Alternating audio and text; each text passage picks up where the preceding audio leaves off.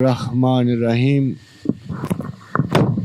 رب ادخلنی مدخل صدق واخرجنی مخرج صدق واجعل لی من لدنک سلطانا نصیرا سبحان ربک رب العزت عما یصفون وسلام علی المرسلین والحمد للہ رب العالمین۔ حضرات گرامی، لہلہاتی ہوئی فصلوں سے گزرتے ہوئے میرے دل میں نہ صرف اس فصلوں کی برکت کے لیے دعا اٹھی، آپ لوگوں کے لیے اٹھی، پاکستان کے لیے اٹھی، اور مجھے خیال آیا کہ خدا جب آپ کو رزق میں بہت ساری برکت دے تو آپ سب کے اندر فیروز خان صاحب جیسی سخاوت کا بھی ایک عنصر پیدا ہو، اور آپ سب لوگ بھی خدا کے بندوں کی ایسی ہی خدمت کر سکیں محبت سے، ان سے جیسے انہوں نے ہمیں ریسیو کیا اور جیسے انہوں نے ہمارے ساتھ سلوک کیا۔ میں آپ سے اس لیے بھی زیادہ مل کر بہت زیادہ خوش ہوا کہ مدتوں سے شہروں میں رہتے ہوئے انسان کا شہری احساس جو ہے اسے دیہاتی فکر کے مخالف کر دیتا۔ ایک ایسی فیلنگ پیدا ہوتی ہے جیسے قرآن حکیم میں بھی اللہ نے کہا کہ بعض اعراب بڑے ضدی اور سرکش ہوتے ہیں، مگر اعراب ہی تو وہ ہوتے ہیں کہ جن سے قوتیں بنتی ہیں، قوت عمل بنتی ہے۔ صحرا اور پہاڑ کے لوگ ہی وہ جفا کش ہوتے ہیں جو نئی مملکتوں کو جنم دیتے ہیں، جو اپنی قوت سے زندگی کی معیشت کی ریڑھ کی ہڈی بنتے ہیں۔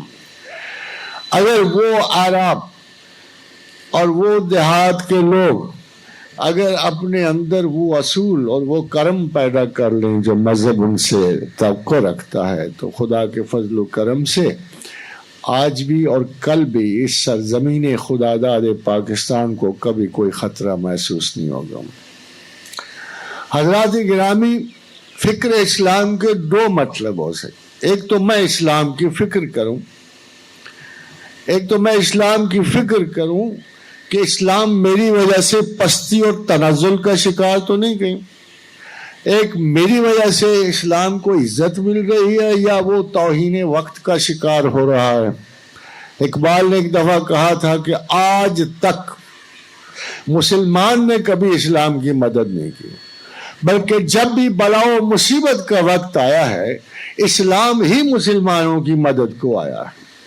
اپنی طرف سے ہم نے کبھی کوشش نہیں کی کہ ہم جس مسلک کے اوپر قائم ہیں اور جس خیال جو اللہ نے ہمیں دیا ہے ہم اس کی عزت بڑھانے کے لیے اپنے کردار کو بھی صاف ستھرا کریں، اپنے اندر ایک آدھ کوالٹی جسے آپ اسلامک کوالٹی کہہ سکیں اس کو ہم پیدا کریں۔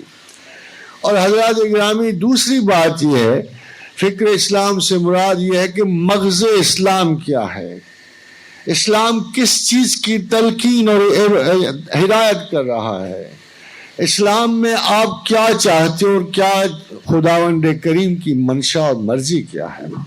میں آپ کو ایک بات بتا دوں کہ اگر ساری دنیا بھی اسلام سے نکل جائے تو اللہ کو کوئی پرواہ نہیں، اور مجھے بھی کوئی پرواہ نہیں۔ سیدھی سی بات اس لیے ہے کہ اقبال نے کہا تھا مجھے فکر جہاں کیوں ہو، جہاں تیرا ہے یا میرا، مجھے اس بات کی کوئی پرواہ نہیں کہ میرے ہونے سے اسلام قائم نہیں ہے، نہ اسلام کی وجہ سے میں نے کوئی خصوصی عزت کمانی ہے، مگر جب آدمی کسی کمٹمنٹ کو تھام لیتا ہے، جب کسی خیال کو تھام لیتا ہے، جب دل و دماغ میں اس کے یہ صدا بار بار اٹھتی ہے، تو خدا کے لیے یہ تو سوچو کہ مدتوں سے مسلمان ہوتے ہوئے کبھی ہمارے دل میں صاحب اسلام کی آرزو بھی پوری ہوئی ہے؟ کبھی خیال آیا ہے کہ خدا نے مذہب کو تخلیق ہی کیوں کیا تھا؟ مذہب کی 3 بنیادی شق ہیں۔ مذہب کا بنیادی مطلب ہے چلنے کا رستہ، مگر کہاں، کدھر جانا ہے اس مذہب کے ذریعے؟ وَمَنْ يَبْتَغِي غَيْرَ الْإِسْلَامِ دِينًا فَلَنْ يُقْبَلَ مِنْهُ، اگر تم اسلام کے سوا کسی رستے پہ چل کے آئے تو میں قبول نہیں کروں گا۔ پہلی بات اللہ نے یہ کہی کہ اگر تم اسلام کے سوا کسی راستے پہ چل کے آئے، اب ہندو مت میں خدا نہیں ملتا، اب کرسچینٹی میں نہیں ملتا، اب شامانزم میں نہیں ملتا، اب دنیا کے جملہ مذاہب جو ہیں وہ ایبسلیٹ قرار دیے گئے ہیں، خدا اون نہیں کرتا۔ اگر میں حضرت عیسیٰ علیہ السلام کی بھی پیروی اور محبت میں جیتا ہوں، میرے رسول کی ہدایت ہے، اللہ کے رسول ہیں، مگر اگر مجھے خدا کی طلب ہوگی تو مجھے ایک قدم آگے بڑھانا ہوگا۔ ہر مسلمان میں ایک کرسچن موجود ہے، بغیر عیسیٰ علیہ السلام کو تسلیم کیے ہم محمد رسول اللہ کو تسلیم نہیں کر سکتے، مگر اس کے باوجود میں کرسچینٹی نہیں اختیار کر سکتا۔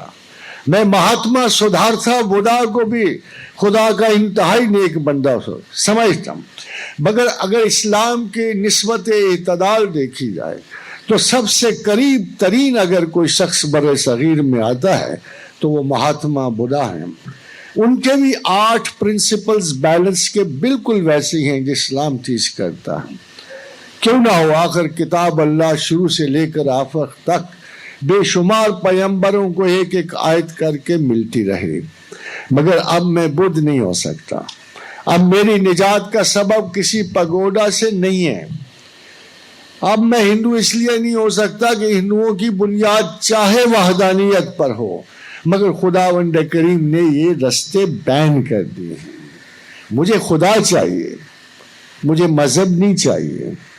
اول و آخر آدم علیہ السلام سے لے کے محمد رسول اللہ صلی اللہ علیہ وآلہ وسلم تک مذہبی مذہب رہا، مگر مذہب کے مقاصد بالکل چینج ہوتے رہے، شریعتیں چینج ہوتی رہیں۔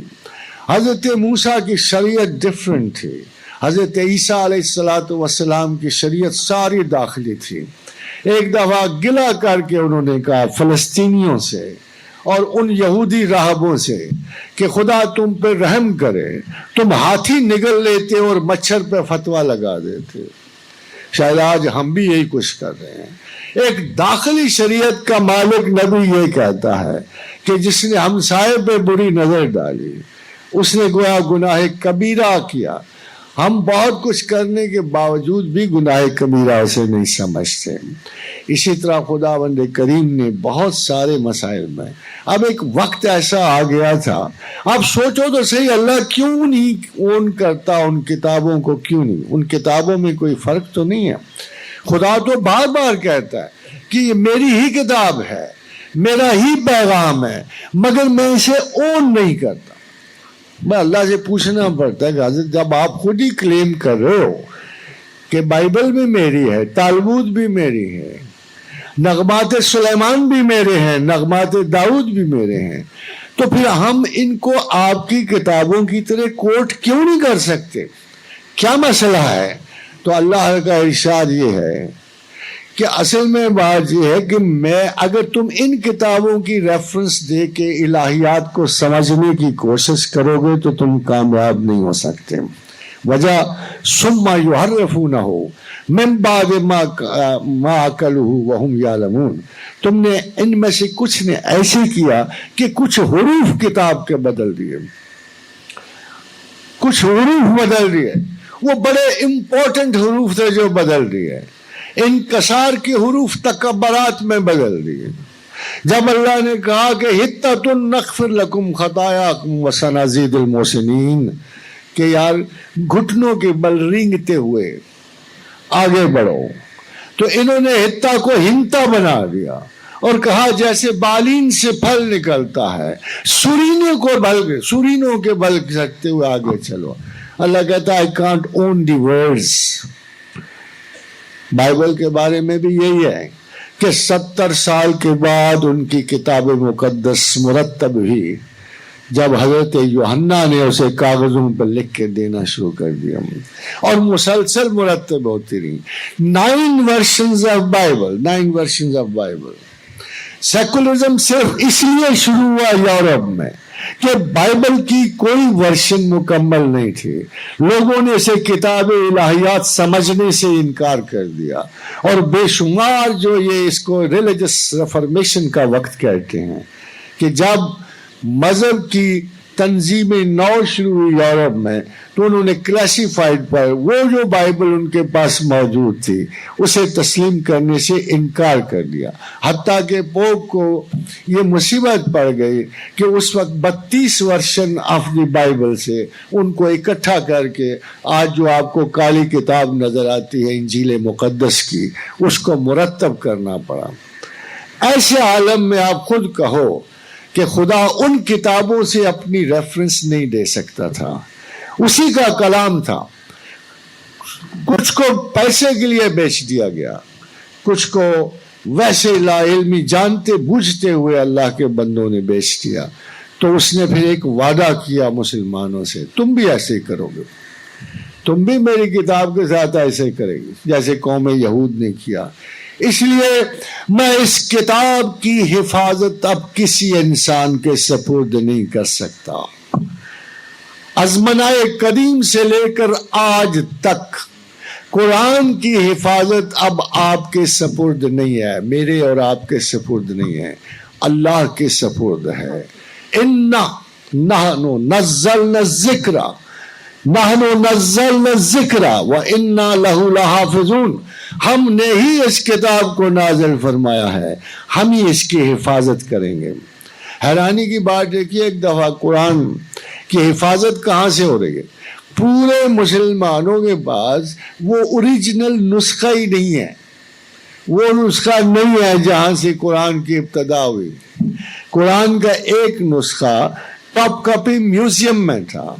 جب اس کی صحت دیکھنے کا وقت آیا تو دوسرا نسخہ پکے کافروں کے پاس تھا، جو خدا کو سرے سے تسلیم ہی نہیں کرتے.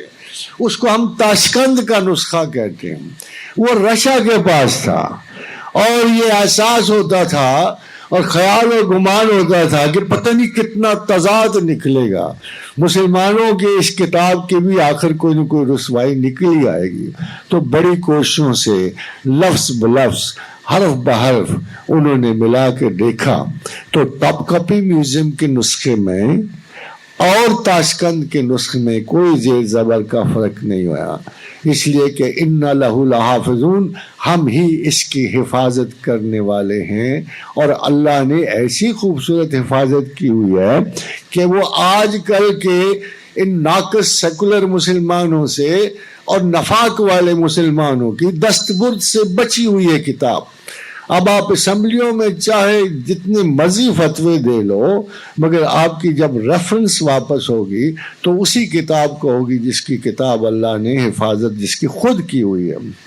حضرات گرامی، ہم نے اللہ کو پیدا نہیں کیا، اللہ نے ہمیں پیدا کیا ہے. ہمیں اس مقصد کو جاننا پڑتا ہے کہ کیوں پیدا کیا ہے، آخر وہ کیا چیز تھی. کیا خدا ہمارے بغیر خوش نہ تھا؟ کیا باقی کائناتی تخلیقوں سے ماورا ہم کوئی عجیب و غریب شے تھے جس کی وجہ سے ہمیں پیدا کیا گیا؟ مقصد حیات انسان کیا ہو سکتا ہے؟ تو بہت ساری روایات ہم مکس کریں، مگر شروع میں آپ کو بتا دوں کہ مذہب کے دو اور بڑے داخلی پہلو ہیں. ایک کو شرع کہتے ہیں اور ایک کو طریقہ کہتے ہیں. حضرات گرامی، شرع کا مطلب سادہ سا ہے. اگر آپ غور کرو گے تو شرع کا اصلی مطلب یہ ہے کم سے کم زاد راہ جسے لے کر آپ منزل تک پہنچ سکو. سامان ہے، منزل بڑی دور کی ہے، تو اگر زیادہ بوجھ اٹھا لو گے تقوی و طہارت کا تو مارے جاؤ گے. تو لائٹ بندے زیادہ جلدی پہنچتے ہیں. تو خداوند کریم نے شرع اس لیے بنائی کہ کم سے کم زاد راہ جسے لے کر آپ منزل تک پہنچ. یہ شرع کا ڈکشنری معنی ہے.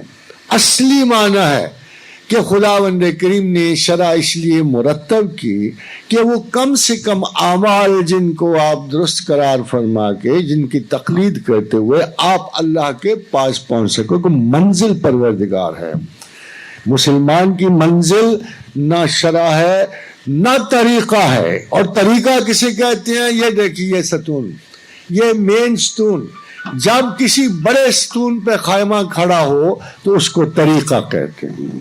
ایک وہ ستون جو ہل جائے تو پورے کا پورا خیمہ ہل جاتا ہے، نیچے آن پڑتا ہے. شریعہ اور طریقہ میں جو واحد فرق ہے، وہی فرق جو ہے امام محمد بن اسماعیل البخاری نے سب سے پہلے جو کتاب الایمان کی نقل کی ہے کہ انما الاعمال بالنیات، کہ اعمال جتنے مرضی بھی کر لو، جس کثرت سے بھی کر لو، مگر اگر اعمال کے پیچھے آپ کی نیت درست نہیں ہے تو وہ اعمال بے فائدہ اور بیکار محض ہوں گے. حضرات گرامی، آخر وہ عمل کون سا ہے جو اللہ کو اتنا پسند ہے؟ اتنے مذاہب دیے، اتنے پیغمبر دیے، لوگوں سے وہ چاہتا کیا تھا؟ آئیے اگر قرآن کو پیچھے کو آپ دیکھو گے تو خدا نے انسانی تاریخ کو بڑے پیار سے ریلیٹ کیا ہے 4 بڑی آیات میں. هل أتى على الإنسان حين من الدهر لم يكن شيئا مذكورا. بلا شبہ انسان زمانوں میں اتنی مدت زندہ رہا کہ کوئی قابل ذکر شے نہ تھا. پھر تھا کیا؟ اگر اللہ یہ کہے کہ یہ قابل ذکر شے نہ تھا تو تھا کیا؟ کیا کسی وجود میں تھا، کسی خیال میں تھا، کسی پتھر میں تھا؟ تو بہت بڑے جو ماہرین ہیں نا علوم عمرانیات کے، وہ کہتے ہیں کہ ابتدائی حیات انسان جو ہے یہ کائی کی طرح تھی. جیسے آپ کسی تالاب کے کنارے سبز کائی جمی دیکھتے ہو نا، اس طرح کی تھی، بے مصرف، بے خیال تھی مخلوق، جس کو اپنے وجود کا بھی علم نہیں تھا. پھر ہوا یہ کہ خدا نے اس زندگی کے جرثومے سے ایک معاہدہ کیا. معاہدہ یہ تھا کہ میں تجھے آگے بڑھا کے دیکھتا ہوں کہ تو کیا کر سکتا ہے. تو خدا نے انسان کو ایک خوبصورتی کے عوض ایک بدصورتی دے دی. ایک سودا ہوا کہ میں تمہیں ملٹیپلیکیشن دیتا ہوں، میں تمہیں زندہ اور جاری مخلوق بنا دیتا ہوں، میں تمہیں کثرت دیتا ہوں، مگر شرط یہ ہے تمہیں مرنا پڑے گا. اور انسان کے پہلے آباء و اجداد نے کنٹینیوٹی آف لائف کو، تواتر زندگی کو موت کے بدلے میں قبول کر لیا.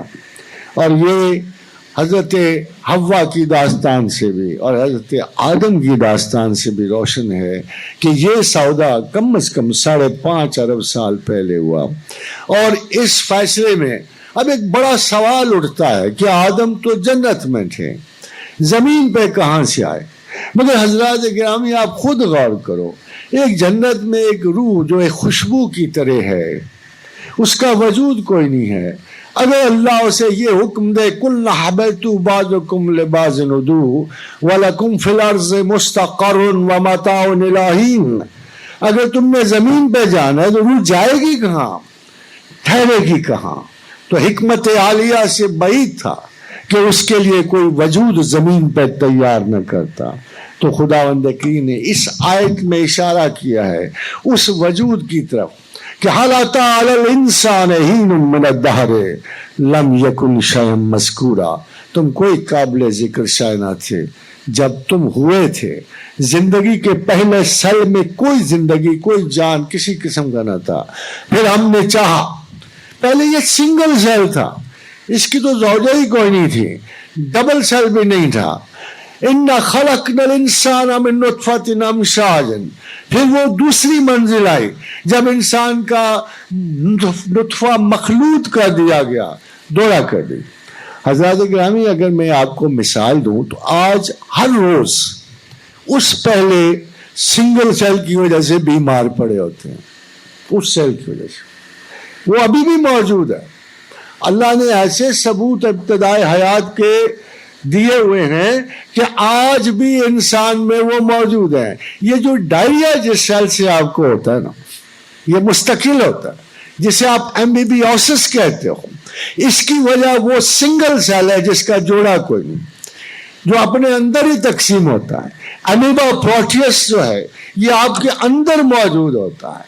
یہ بہت عرصہ حیات جو ہے سنگل سیل سے آگے بڑھتی رہی، حتیٰ کہ ایک ڈبل سیل کے وجود میں آئی۔ ڈبل سیل کے وجود کو اللہ نے مزید ترقی، لنبتلی ہے، چاہ کہ آزماؤں، دیکھوں، پرکھوں اور ان کے مقصد حیات کو ان کو بڑھاؤں۔ لنبتلی ہے فجعلناہ سمیعا بصیرا، ہم نے اس کو سماعت دی، بصارت دی۔ حضرات گرامی، اللہ نے پہلے سماعت کا ذکر کیا ہے، ابتدائے حیات میں پہلے سماعت تھی۔ بصارت کا جو پہلے بصیر، سمیع بصیرہ، پہلے سننے کی حص دی، پھر بصارت دی۔ بصارت کے سسٹم بڑے ٹیکنیکل میٹیکلسلی ڈیزائنڈ ہیں۔ ایسے سمجھیے کہ جیسے کوئی چھوٹا سا ابتدائی کمپیوٹر اب مزید اپنی پیچیدگیوں کو بڑھ رہا ہوتا ہے، اس لیے خداوند کریم نے پہلے سماعت کے انسان کو دی اور پھر بصارت دی، مگر ابھی اس قابل تو نہیں ہوا، اس قابل تو نہیں تھا کہ سوچ سمجھ سکے، اس قابل بھی نہیں تھا کسی پیغام کو انڈرسٹینڈ کر سکے۔ حضرات گرامی، صرف 70,000 سال پہلے، 70,000 سال پہلے انسان کے جین میں گفتگو کا جین آیا۔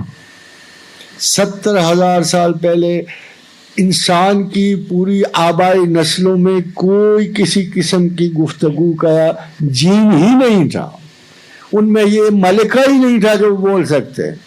وہ اب ڈسکور ہو چکا ہے کہ انسان نے بولنے کی حص 70,000 سال پہلے سے شروع کی ہے، مگر ابھی ابتدائے حال میں یہ حال تھا جب عقل دے دی۔ آخری آیت میں فرمایا جب عقل دے دی، شعور دے دیا، غور و فکر دے دیا، رستہ بتا دیا، تو مقصد صرف ایک بتایا، اِنَّا هَدَيْنَا السَّبِيلَ اِمَّا شَاكِرٍ اِمَّا كَفُورًا۔ میں نے تمہیں عقل دے کے، بہت بڑا استاد تھا، بہت کریم استاد تھا، کوئی سختی نہیں، کوئی جبر نہیں، عقل دے دی، افزانہ بتا دیا، ایکسرسائز آف ڈیوٹی دے دی، اِنَّا هَدَيْنَا السَّبِيلَ اِمَّا شَاكِرٍ وَإِمَّا كَفُورًا۔ چاہو تو مجھے مانو، چاہو تو میرا انکار کر دو۔ جبر ہی نہیں کیا، کوئی نہیں پوچھے گا آپ سے دوران حیات اور اس وقفے کے دوران، وہ کبھی آپ سے انصاف نہیں کرے گا۔ کیوں کرے گا بھلا؟ کیونکہ آپ تو آزمائش کے لیے آئے ہو، اس جوہر حیات کی آزمائش کے لیے آئے ہو جو خدا نے بڑے ناز سے سارے لوگوں سے بچا کے آپ کے حوالے کیا۔ فرمایا اِنَّا عَرَضْنَا الْأَمَانَةَ عَلَى السَّمَاوَاتِ وَالْأَرْضِ وَالْجِبَالِ فَأَبَيْنَ مِنْهَا وَأَبَيْنَ أَنْ يَحْمِلْنَهَا وَأَشْفَقْنَ مِنْهَا، کہ ہم نے جب عقل و شعور کی یہ نعمت تیار کر لی تو ہم نے پوچھا بھئی یہ ثواب ہے، یہ عذاب ہے، یہ جنت ہے، یہ جہنم ہے، یہ تمہاری مخلوقات پہ برتری کا باعث ہے، مگر یہاں تمہیں اس کی سزا بھی بھگتنی پڑے گی۔ کون تم میں سے رزق لیتا ہے؟ آسمان اور آسمانیوں کی مخلوق خوفزدہ ہو گئی اور پہاڑوں کی مخلوق خوفزدہ ہو گئی۔ کمال ہے حضرت انسان کا، فوراً اچھل پڑے، شروع سے بنائے ایسے گئے تھے، اجلت میں اور اجلت کار تھے، نہ سوچا نہ سمجھا، چھلانگ لگا دی کہ ہم اٹھاتے ہیں، ہم اس نعمت کو وصول کرتے ہیں۔ کیوں؟ انائے مطلق کی وجہ سے اقتدار مل رہا تھا، انا مل رہی تھی، دوسری قوم پر روب مل رہا تھا، مخلوقات پہ تصرف نصیب ہو رہا تھا۔ سو حضرت انسان نے بالکل نہیں سوچا سمجھا، جلدی کی، حتیٰ کہ اللہ کو بھی کہنا پڑا انہو کان ظلوما جہولا، کہ ظالم و جاہل نے کیا کیا اپنے ساتھ، ایک لمحہ توقف تو کر لیتا، دیکھتا تو صحیح کام کتنا مشکل ہے، اپنی اہلیت پرکھ لیتا۔ تو حضرات گرامی، یہاں ظالم و جاہل کا مسئلہ بڑا سادہ سا مطلب ہے، he underestimated the job and he overestimated his own self. اگر آپ آج بھی غور کرو تو ظالم و جاہل ہم اس کو کہتے ہیں، جاہل اس کو کہتے ہیں کہ جس نے اپنی قدر نہ پہچانی، استطاعت نہ دیکھی، یہ نہ دیکھا کہ میں پتہ نہیں کتنے فریبوں میں الجھ جاؤں گا، مجھ سے کام یہ نہ ہو سکوں، معافی مانگ کر ایک کنارے پہ ہو جاؤں، مگر اس نے اپنے آپ کو کچھ بہت بہتر اور برتر سمجھتے ہوئے یہ دعویٰ کیا کہ اے پروردگار عالم، میں تو عقل کی مدد سے بہت آسانی سے پہچان لوں گا اللہ کون ہے، اللہ کدھر سے آیا ہے، میرا اللہ سے کیا واسطہ ہے، اس میں کیا مشکل ہے۔ اب ذرا آپ دیکھیے، خدا سچا تھا کہ آپ سچے ہیں۔ 6 billion out of 7 billion people, 6 billion کو پتہ ہی نہیں خدا کون ہے۔ ادھر آپ کے ہمسائے میں 1000 خدا لے کے بیٹھے ہوئے ہیں، ایک خدا سرے سے مانتے ہی نہیں ہے۔ کتنا آسان کام تھا آپ کے خیال میں اس امانت کو وصول کرتے ہوئے۔ یو تھاٹ کہ it is always a very easy job, کہ ابھی کوئی بات ہے، عقل موجود ہے، پہچاننے والے لوگ موجود ہیں، اور ہم بڑی آسانی سے خدا کا سراغ لے لیتے ہیں۔ مگر افسوس کہ یہ خواہش انسان کی غلط تھی، وہ ظلم اور جہالت کے مابین لٹک گیا، اور آج اس کا انجام ہمارے سامنے ہے۔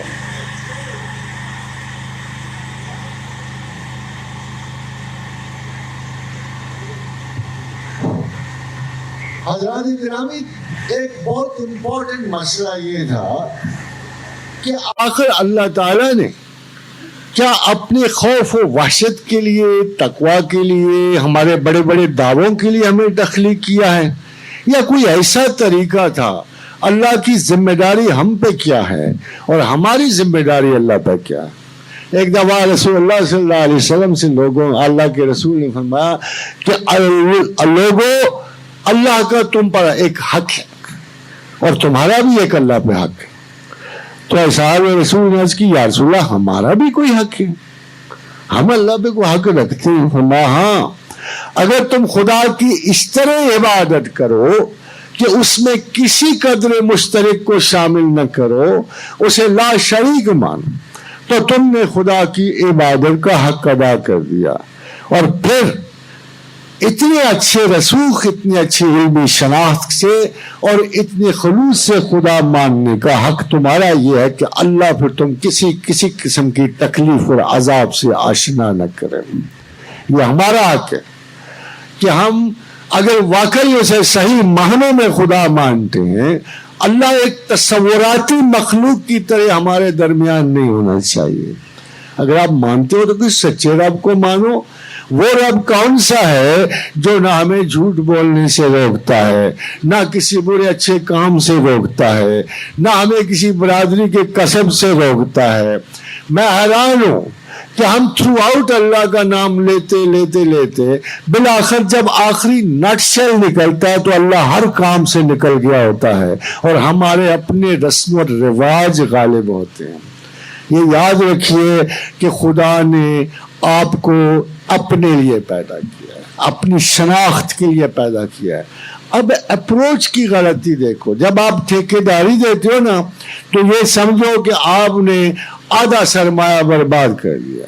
وہ کام جو اپنی ہمت سے آپ 1/4 میں بنا سکتے تھے نا، جب آپ نے اس کسب کو کسی کے حوالے کر دیا، you will never be sure کہ آپ کے سرمایہ کا کتنا نقصان ہوتا۔ حضرات گرامی، جس کام کے لیے پیغمبر علیہ الصلوۃ والسلام نے آپ کو چنا تھا، آپ حیران نہیں ہوتے کبھی کہ صحابہ اتنے سارے کیوں تھے؟ بیعت رضوان میں 3000 لوگوں نے بیعت کی، اور جب ہم آخری خطبہ وداع کو دیکھتے ہیں تو 1,00,000 صحابہ وہاں جمع تھے۔ کیا ہمیں حیرانی نہیں ہوتی کہ گلی کوچے میں خدا کے بندے پھرتے تھے، گلی کوچوں میں اولیاء اللہ پھرتے تھے، اور اولیاء اللہ کی مجال ہی کیا کہ سیدنا شیخ عبد القادر جیلانی کا قول مبارک ہے کہ اگر ایک ولی جو ہے آسمان بالا تک بھی پہنچ جائے تو کسی صحابی کی گرد پا تک نہیں پہنچتا۔ بھلا یہ دیکھو کہ ایک زمانے میں اتنے سارے صحابی کیوں آ گئے، وہاں کیوں نہیں بیریئر لگ گیا، 4 بڑے صحابہ تک بات کیوں نہیں ختم ہو گئی؟ اہل بیت کرام تک کیوں نہیں بات ختم ہو گئی؟ یہ کیا کہ گلی کوچے میں اصحاب رسول پھرتے تھے، اور وہ بھی کیسے کہ ایک دفعہ اندھیری تھی اور اصحاب رسول کو رستہ نظر نہیں آیا، تو آگے 2 شمع روشن ہو گئی بقول حدیث مسلم و بخاری، اور وہ 2 شمع ان اصحاب کو لے کر مسجد تک چھوڑ کے غائب ہو گئی۔ وہ صحابی تھے حضرت اسید بن حضیر، کہ آئے گھبرائے رسول اللہ صلی اللہ علیہ وسلم کے پاس، فرمایا یا رسول اللہ میرے ساتھ بڑی عجیب سے ایک واقعہ میرے ساتھ گزرا ہے۔ کہا کیا؟ حضرت اسید کی تلاوت بڑی خوبصورت تھی، بڑی نرم، بڑی خوبصورت۔ فرمایا کہ میں نے دیکھا آسمان سے بادل جھکے آتے ہیں اور ان میں روشنیاں جگمگا رہی ہیں، مگر وہ اتنے قریب ہو گئے کہ میرا گھوڑا ساتھ بندھا ہوا تھا اور میرا بچہ سویا ہوا تھا۔ میں ڈرا کہ یہ نہ ہو کہ بادل میرے گھر کے قریب اتنے آ گئے، اتنے نیچے اتر آئے کہ میرا گھوڑا بدک کے میرے بچے کو نقصان نہ دے جائے، تو میں نے تلاوت بند کر دی۔ اللہ کے رسول متبسم ہوئے، فرمایا کہ اے اسید یہ ملائکہ تھے جو تیرے تلاوت کی خوبی کی وجہ سے نیچے اتر آئے تھے، اور اگر تو قرآن کی تلاوت بند نہ کرتا تو رب کعبہ کی قسم ہے یہ بادلوں سے نکل کر تیرے ساتھ مسافہ کرتے۔ حضرات گرامی، یہ عام صحابہ کی بات ہے، راہ چلتے ہوئے گزرتے ہوئے اصحاب رسول کی بات ہے۔ ایک سوال نہیں پیدا ہوتا ہم کس کمبختی کا شکار ہیں؟ ہم بھی مسلمان ہیں اور ہمارا ایمان کمتر نہیں ہے۔ میں یہ بات سمجھنے سے انکاری ہوں کہ ہم اپنے ایمان کو کمتر کیوں سمجھتے ہیں۔ ایک دفعہ مجلس رسول میں اللہ کے رسول نے، مسند احمد بن حنبل میں یہ حدیث ہے کہ اللہ کے رسول نے پوچھا بتاؤ کس کا ایمان تم سب سے اچھا ہے؟ فرمایا رسول اللہ، سوچ سمجھ کے کہا ملائکہ کا۔ کہا نہیں، ملائکہ کا کیا ایمان ہے؟ وہ تو اللہ کے حضور میں رہتے ہیں، ان کے کون سے غیاب سے واسطہ ہے، ان کو کون سا ایسی شہادت دینی ہے، وہ تو اللہ کے حضور میں ہے۔ فرمایا یا رسول اللہ آپ کا؟ فرمایا میرا، میں تو اللہ کا رسول ہوں، صبح و شام مجھ پہ وحی اترتی ہے، مجھے کسی نے ایمان کے بارے میں کیا خلط ملط کرنا ہے؟ پھر کہا یا رسول اللہ ہمارا؟ کہتے نہیں، آپ کا کیوں؟ بھائی آپ تو شہادت کی سیدھی لائن میں ہو، میں اللہ کو دیکھتا ہوں، آپ مجھے دیکھتے ہو، آپ میں ملائکہ دیکھتا ہوں، آپ اسے سنتے لیتے ہو، آپ کا ایمان سب سے بہترین اسلام میرے بہت دیر بعد آنے والے مسلمانوں کا ہوگا۔ نہ انہوں نے مجھے دیکھا ہوگا، نہ مجھے سنا ہوگا، مگر تمہاری طرح مجھ پہ ایمان لائیں گے، مگر تمہاری طرح مجھ پہ ایمان لائیں گے، وہ بھی اخلاص سے، وہ بھی محبت سے۔ حضرات گرامی دیکھیے، اس زمانے میں کہہ لوں بر صغیر کے مسلمانوں کی ایک فضیلت آئی ہے۔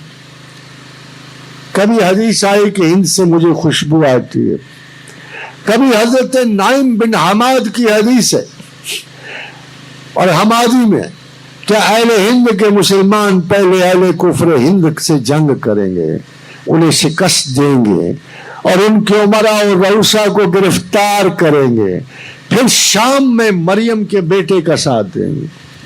آخر ایسا کیا سرخاب کا پر ہمارے ساتھ لگا؟ تو حضرات گرامی ایک بات سن لو، بہت سارے آپ کے آباء و اجداد ان میں شامل ہوں گے۔ Change of religion is the biggest jump, biggest criteria of human judgement. آپ کے آباء و اجداد وہ ہیں کہ جنہوں نے ایک مشکل ترین وقت میں ایک بہت بڑے کرائسس کا سامنا کیا۔ خیال بدلنا بڑا مشکل ہوتا ہے، مسلک بدلنا بڑا مشکل ہوتا ہے، مدتوں کی عادات بدلنا بڑا مشکل ہوتی ہیں، جینیٹک امپریشنز بدلنے بڑے مشکل ہوتے ہیں۔ 20-30 صدیوں سے آتی ہوئی ایک جینیٹک فالٹ دور نہیں ہوتا۔ اگر کسی کی جین میں مرگی پڑ جائے تو نسلوں تک چلی آتی ہے۔ آپ خود غور کرو کہ وہ تمہارے آباء و اجداد نے وہ کتنے بڑے لوگ تھے، کتنی بڑی ہمت کی انہوں نے کہ ایج اولڈ ایک کانسیپٹ کو 3000 سے لے کر 5000 سال تک کے ایک مضبوط ترین مذہب کو ترک کیا، عقل سے، فہم سے، اپنے شعور سے فیصلہ کیا کہ ہم خدا واحد کو بڑھیں گے، ہمیں اللہ کی بات زیادہ منظور نظر ہے۔ تو ان بزرگوں کی اولاد ہوتے ہوئے ہم اپنے خاندانی تکبرات میں کیوں الجھ جاتے ہیں؟ حضرات گرامی، ہندو ایک فلسفہ تھا جس میں تقسیم کار غلط تھی۔ بدقسمتی سے خدا کے سوا ہمارے پاس طریقہ کار وہی چلا آتا، میں آپ کو بتاؤں گا تو آپ سمجھ جاؤ گے۔ ہندو فلسفہ کے مطابق زندگی 100 برس کی، 100 برس کو انہوں نے 25 سالوں میں تقسیم کیا۔ پہلے 25 برس انہوں نے کہا برہمچری آشرم ہے، جوان لوگ ہیں، برہمچری آشرم، ہنر سیکھیں گے، تعلیم حاصل کریں گے، اس کے سوا کوئی کام نہیں ان کے ذمہ۔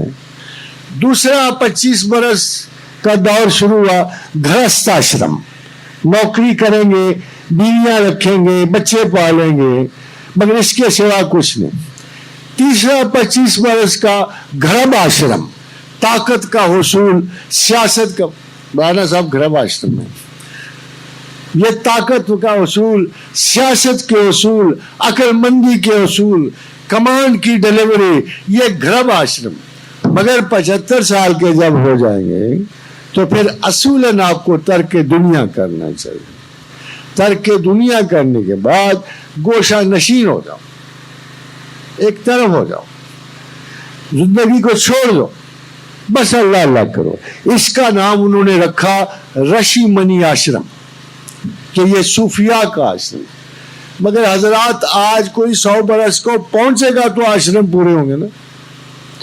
جس دور میں زندگی ہی 55 برس کی، جس دور میں اول و آخر یہ مسلمان کا مسلک نہیں تھا، بلکہ اللہ کے نزدیک سب سے بہترین بات یہ تھی کہ ہوش سنبھالتے ہوئے تمہاری پرائیورٹی، تمہارا اولین کام جو ہے یہ خدا کو ڈھونڈنا۔ پڑھ لکھ جاؤ، سوچنے سمجھ کے عمر کو پہنچو تو سب سے پہلی پہچان خدا کی قائم کرو۔ باقی زندگی احتساب ذات خداوند سے گزرنی ہے، آزاد نہیں گزر سکتی۔ اگر زندگی میں احتساب پروردگار کا خیال نہیں ہے تو you can never become Muslims. مسلمان کا خلاصہ کلام یہ ہے کہ اللہ نے صاف فرمایا ہے کہ تمہیں میں نے اپنے لیے، مگر کیسے؟ دیکھو بڑا ایک عجیب و غریب سا المیہ یہ ہے، جدھر جاتے ہو خوف خدا طاری ہوتا ہے، جدھر جاتے ہو تقوی کا ذکر ہوتا ہے۔ اگر اتنے ہی عباداتی اور ظاہری تقوی پہ اسلام مشتمل ہوتا تو خدا قرآن میں کیوں کہتا فَلَا تُزَكُّوا أَنفُسَكُمْ، مت اپنے آپ کو پاک باز کہو۔ ادھر تو صبح و شام طہارتوں کے ہیں، عبادتوں کے ذکر ہیں، فاقہ زدگیوں کے ذکر ہیں، لوگ بڑے بڑے چلے اور وظائف کھینچنے کو بڑا ناز سمجھتے ہیں، اور ادھر اللہ کیا کہہ رہا ہے فَلَا تُزَكُّوا أَنفُسَكُمْ، مت اپنے آپ کو مقدس بناؤ، مت اپنے آپ کو پاک باز سمجھو۔ هُوَ عَالَمُ بِمَنِ اتَّقَىٰ، میں جانتا ہوں تم کیا ہو۔ هُوَ عَالَمُ بِمَنِ اتَّقَىٰ، میں تمہیں اچھی طرح جانتا ہوں تم کتنے متقی ہو۔ اور یہ کہاں سے جانتے ہو؟ اللہ میاں کیسے جانتے ہو؟ کس منزل سے ہمیں جانتے ہو؟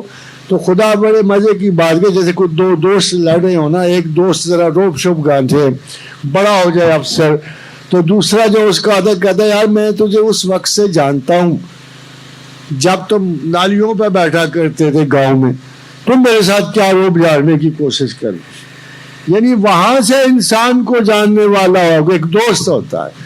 مگر یہاں خداوند کریم بھی ایسی مثال ہے، کہتے ہیں میں تمہیں اس وقت سے جانتا ہوں جب سے میں نے تمہیں زمین کے دامن میں رکھا، اور میں تمہیں اس وقت سے بھی جانتا ہوں جب سے میں نے تمہیں ماؤں کے بطن میں رکھا، بھی بطون امہاتکم، جب سے میں نے تمہیں اپنی ماؤں کے بطن میں رکھا، مجھ پہ روک دیتے ہو نفاست کا، ذکاوت کا، علمیت کا. اور یہ یاد رکھیے ایک بات، کوئی چیز آپ کی اپنی نہیں، کوئی چیز آپ کی اپنی نہیں. یہ جو عقل و شعور آپ لیے پھرتے ہو، اس کا ذکر اللہ نے امانت کی طرح کیا. امانت لوٹانی پڑے گی، امانت کے ذمے جو کام ہوا ہے وہ لوٹانا پڑے گا. دیکھیں میں ایک اپنے عزیز بڑے طالب علم کو بھیجتا ہوں، میں کہتا ہوں جاؤ ذرا لاہور میں میرا ایک کام کرنا ہے، پیسے بھی دیتا ہوں اس کو، یہ کرایہ ہے فرسٹ کلاس کا، یہ بھی خیال کرنا بور نہ ہونا، 2-3 دن لگ جائیں گے، کوئی فلم دیکھنی وہ بھی دیکھ لینا، اچھے ہوٹل میں کھانا اور بڑے جو رنگ و روپ نظر آئیں وہ بھی دیکھ لینا، مگر یہ لیٹر ڈلیور کر کے آنا ہے تم نے. کہا ٹھیک ہے. 3 دن کے بعد موصول واپس آتے ہیں تو پھر وہ کہتے ہیں مجھے کمال کا شہر تھا، اتنے خوبصورت لوگ تھے، بھاٹی بڑی شاندار، گوہاٹی بڑی شاندار، مسجد بھی دیکھی ہوں. میں کہتا ہوں یار لیٹر دیا ہو؟ کہتے sorry I forgot to deliver that letter. اب میرا اور آپ کا کیا حشر ہوگا اس پہ؟ یہ جو اللہ نے آپ کو لیٹر دیا نا، ان عرضنا الامانۃ، امانت سے جاؤ کوشش کرو.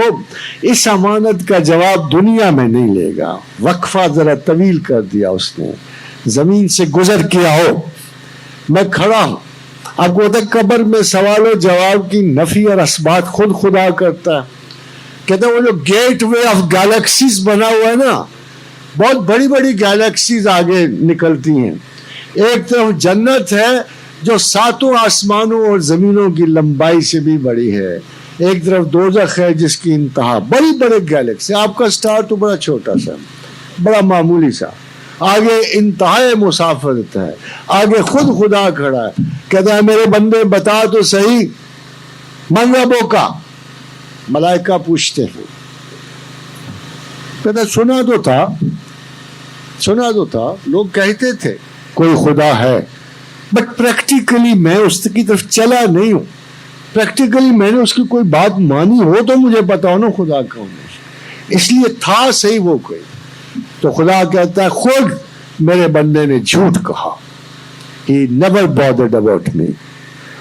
He never bothered about me. He never considered me. میں تو اس کے گھریلو چیزوں سے بھی نیچے تھا، میں تو اس کے دولت کمانے کے ذرائع سے بھی نیچے تھا، میں تو اس کی بیوی بچوں کی اہمیت سے بھی نیچے تھا. حضرات گرامی، امریکہ میں ایک بہت بڑے پروفیسر تھے. جب میں امریکہ گیا تو وہ کوانٹم اور ریلیٹیوٹی کے پروفیسر تھے، آسٹن یونیورسٹی میں ہیڈ تھے.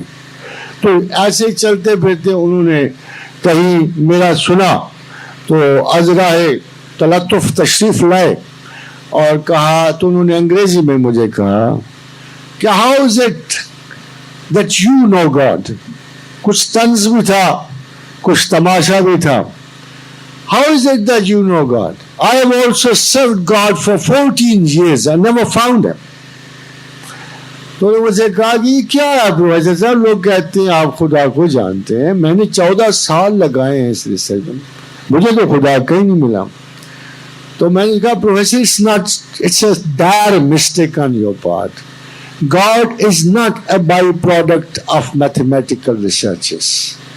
It has to be the top priority of your intellectual curiosity.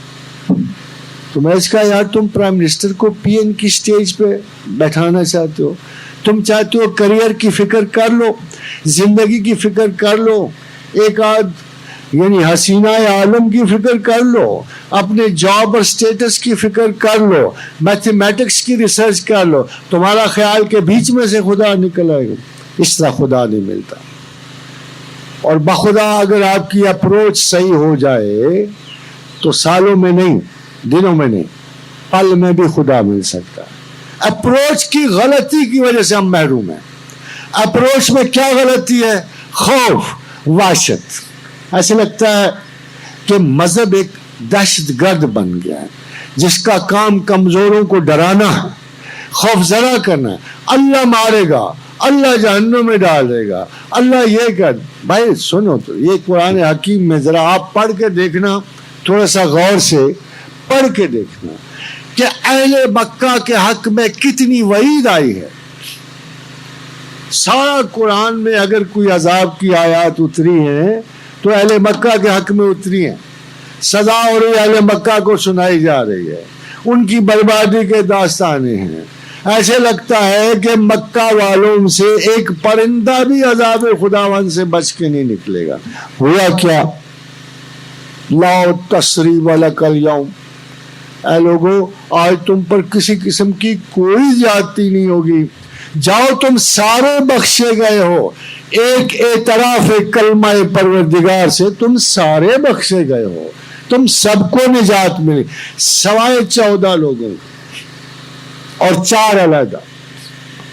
پورے مکہ کی 1 لاکھ کی آبادی میں، 1 لاکھ کی آبادی میں سوائے 14 لوگوں کے جنہوں نے فتح مکہ کے وقت اکرمہ بن ابی جہل کی قیادت میں خالد ابن ولید کی مزاحمت کی، اور وہ 14 مارے گئے.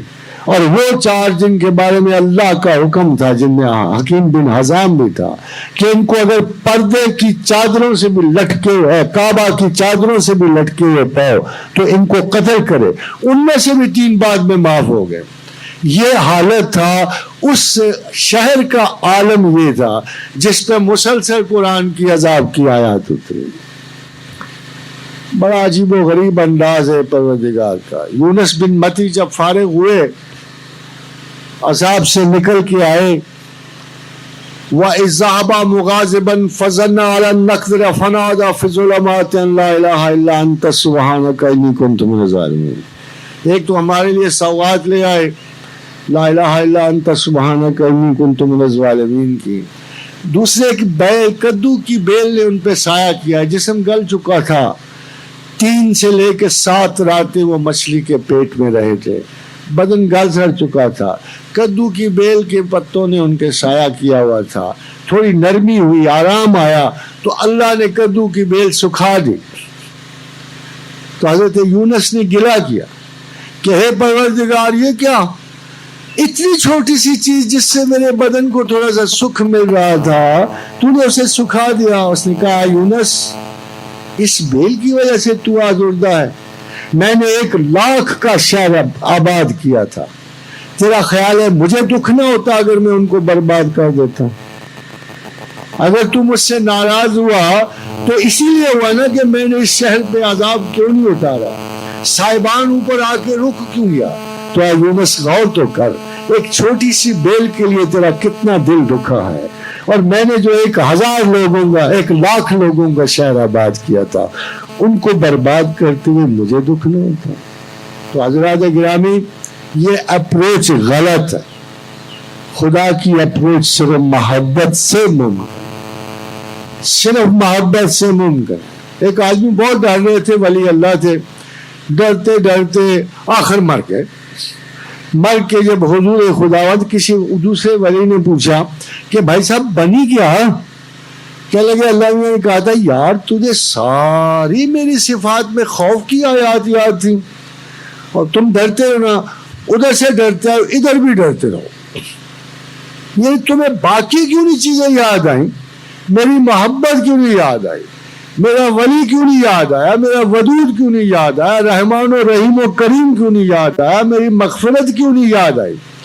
اب آپ خود غور کیجئے کہ خداوند کریم نے کچھ رولز دیے ہیں، مغفرت کے رولز دیے. رول سے پہلے کوالیفائی کیا ان کو، بھائی اگر تم بہت گناہ گار ہو نا تو یہ پہلے بات سن لو، اس کے بعد اگلی سن لو. قل یا عبادی الذین اسرفوا علی انفسہم، اے میرے پیغمبر ان سے کہہ دیجئے کہ تم نے بڑے گناہ کیے، بڑے پنے خان تھے تم، 70 سال بڑے مغرور ہوئے تم اپنی زناکاریوں پہ، اپنے جرائم پیشگی پہ، اپنی دولتوں میں بڑے ناز کیے. تم نے سوچا کہ ہم ہی پیدا ہوئے ہیں زمین کو، نا ولا تمشِ فی الارض، ہم نے زمین میں شگاف نہیں ڈال دی ہے، ہم کوئی شائب ہی نہیں تھے. اگر کوئی شائب بننے کا عزم لے کر آپ دنیا میں آئے اور بڑے بڑے گناہ بھی کر دیے تو خدا ایڈوائز کر کہ دیکھو اے پیغمبر ان سے کہہ دو قل یا عبادی الذین اسرفوا علی انفسہم، تم نے صرف فضول خرچی کیا اور کچھ نہیں کیا. یہ گناہ و ثواب اللہ کے نزدیک اسراف میں آتے ہیں. تم نے ایک صلاحیت نکاح کے لیے اگر زنا میں خرچی تو اسراف کیا، ایک صلاحیت اپنے امن و سکون کے لیے ہے، اگر بخل کیا تو آپ نے لوگوں کا مال لوٹا. یہ تمام اللہ کی طرف سے عطا کردہ صلاحیت ہے. جب اسراف کا شکار ہو جائے، کسی نے پوچھا حضرت ابن عباس رضی اللہ تعالیٰ عنہ سے کہ اسراف کیا ہوتا ہے، اسراف کو ہم کیسے جانچ پرکھ سکتے ہیں؟ فرمایا لا اسراف فی الخیر، کہ خیر میں اسراف میں کوئی خیر نہیں، بخل اور فضول خرچی میں کوئی خیر نہیں. لا اسراف فی الخیر، مگر دوسری طرف قانون یہ ہے کہ خیر میں ولا اسراف فی الخیر، خیر میں کوئی اسراف نہیں، اسراف میں کوئی خیر نہیں اور خیر میں کوئی اسراف نہیں. اگر خدا کے رستے کے دینے میں، خدا کے لیے دینے میں، خدا کو بندوں کے دینے میں اگر آپ جو مرضی کر لو، اس اسراف کو اسراف نہیں کہیں گے اور اس اسراف میں خیر ہی خیر ہوگی، اس خیر میں کوئی اسراف نہیں ہوتی. تو ایک طریقہ ہے اللہ تعالیٰ نے جو آپ کو بتایا. فرمایا قل یا عبادی الذین اسرفوا علی انفسہم، تم لوگوں نے بہت بے جا خرچہ صلاحیتوں کو. لا تقنطوا من رحمت اللہ، مگر میری رحمت سے مایوس نہ ہونا. when you deny me، جب تم مجھے معاف کرنے والا نہیں سمجھو گے تو پھر دنیا کی کوئی طاقت تمہیں معاف نہیں کر سکتی. لا تقنطوا من رحمت اللہ، کیوں کہ اصول پروردگار ماننے والوں کے لیے یہ ہے انہ لا یغفر الذنوب انہ یغفر الذنوب جميعا، تمہارا اللہ وہ ہے ٹوٹل، جميعا کا لفظ ٹوٹیلٹی کے لیے، یغفر الذنوب جميعا، تمہارا اللہ ٹوٹل گناہ معاف کرتا ہے. انہ هو الغفور الرحیم، وہ غفور ہے، رحیم ہے، وہ آپ کے تمام گناہ معاف کرتا. تھوڑی سی مسٹیک میرے خیال ایک آیت میں آ رہی ہے، مگر میں آپ کو واضح کر دوں کہ اللہ کے ہاں اس قسم کی کوئی جبریت آپ میں مسلط نہیں ہے. اے کاش کہ کبھی آپ اس کا محبت سے سوچو، اے کاش کہ اس کی قربت کا سوچو، اے کاش کہ اس کی ہمسائیگی میں اترنے کا سوچو. وہ انتظار کرتا ہے آپ کا، وہ آپ کا ویٹ کرتا ہے. قرآن میں کہتا ہے یا حسرۃ علی العباد، اے لوگو مجھے آرزو ہے، مجھے حسرت ہے کہ تم میری طرف کیوں نہیں محبت سے توجہ کرتے. طریقہ کار وہ نہیں ہے، طریقہ کار چلے وظیفے نہیں ہے، طریقہ کار الٹا لٹکنے میں نہیں ہے، چلہ معکوس میں نہیں ہے، حبس قبر میں نہیں ہے، اعتدال میں ہے، نرم رہنے میں ہے، خوبی پیغمبر میں ہے، انداز پیغمبر میں ہے، مشقتوں میں نہیں ہے، اس حسن تصوف میں ہے، اس حسن اخلاق میں ہے. اللہ کے رسول کس دن آپ کو طریقے زندگی نہیں بتا کے گئے؟ کبھی بہت اچھا کھایا، کبھی بہت کم کھایا. ایک دفعہ ام طلحہ کے مہمان ہوئے تو ہنڈیا چڑھی ہوئی تھی. فرمایا کچھ ہے تو لاؤ. انہوں نے کہا یا رسول اللہ ایک پورا بکرا ڈالا ہوا ہے. فرمایا دستی لاؤ. ایک دستی کھائی. فرمایا اور لاؤ. دوسری دستی کھا گئے. فرمایا اور لاؤ. کوئی یا رسول اللہ میرے ماں باپ آپ پر قربان ہو، ایک بکرے کی کتنی دستیاں ہوتی؟ فرمایا اگر تم پوچھتی نہ تو دستیاں ہی نکلتی رہتی.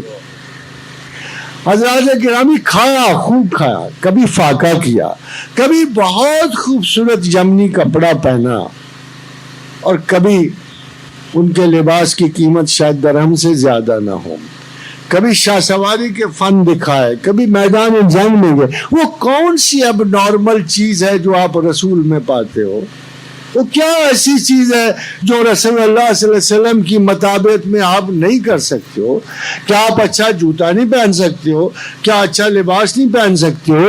کیا اپنی بیویوں کے ساتھ اچھا سلوک نہیں کر سکتے ہو؟ کیا ان جیسا اچھی بیلچ اور بات چیت نہیں کر سکتے ہو؟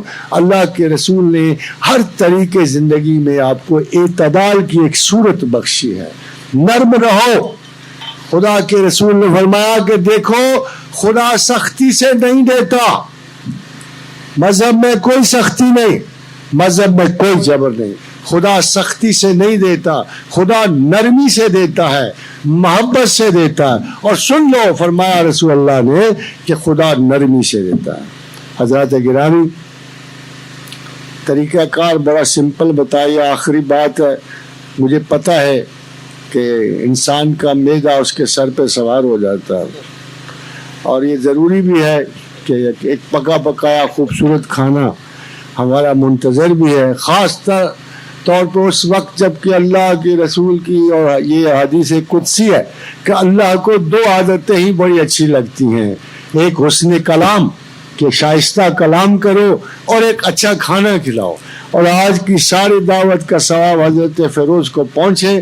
میں جو عرض کر رہا تھا کہ خدا نے کہا کہ طریقہ کار خوف و وحشت کا نہیں، فاذکروا اللہ کا ذکرکم آباؤکم، ایسے ذکر کرو جیسے ماں باپ کا کرتے ہو، جیسے آبا و اجداد کا کرتے ہو، جیسے کسی ہستی محبوب کا کرتے ہو. او اشد ذکرہ، ذرا بڑھ کے کرو، ذرا تھوڑا زیادہ کرو کہ مجھے محسوس ہو کہ تم مجھ سے سب سے زیادہ پیار کرتے ہو. اور ذکر یاد کے لیے ہے. تو حضرات گرامی، خدا کو یاد کرنا نہ بھولیے. اللہ آپ کو توفیق بخشے. وما علینا الا البلاغ.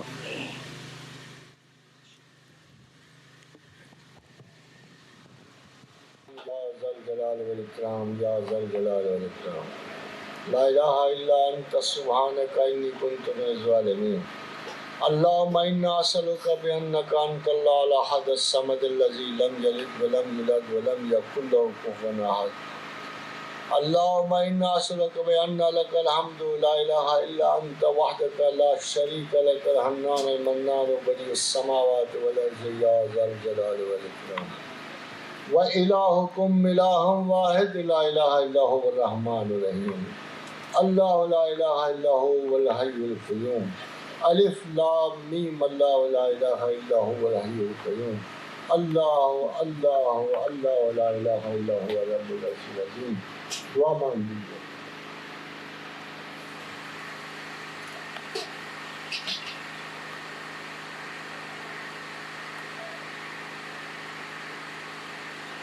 اللهم احسن عاقبتنا في الامور كلها واجرنا من خزي الدنيا وعذاب الاخره.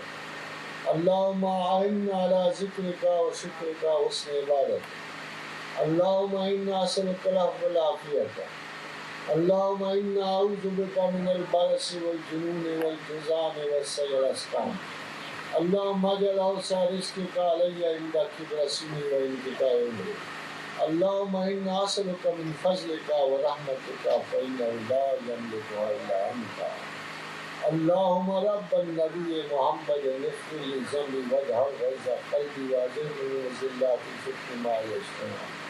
اللهم صل على محمد وعلى ال محمد كما صليت على ابراهيم وعلى ال ابراهيم انك حميد مجيد. اللهم بارك على محمد وعلى ال محمد كما باركت على ابراهيم وعلى ال ابراهيم انك حميد مجيد. اللهم صل عليه كما ذكره الذاكرون. اللهم صل عليه كما غفل عن ذكره الغافلون وسلم تسليما كثيرا. Thank you very much.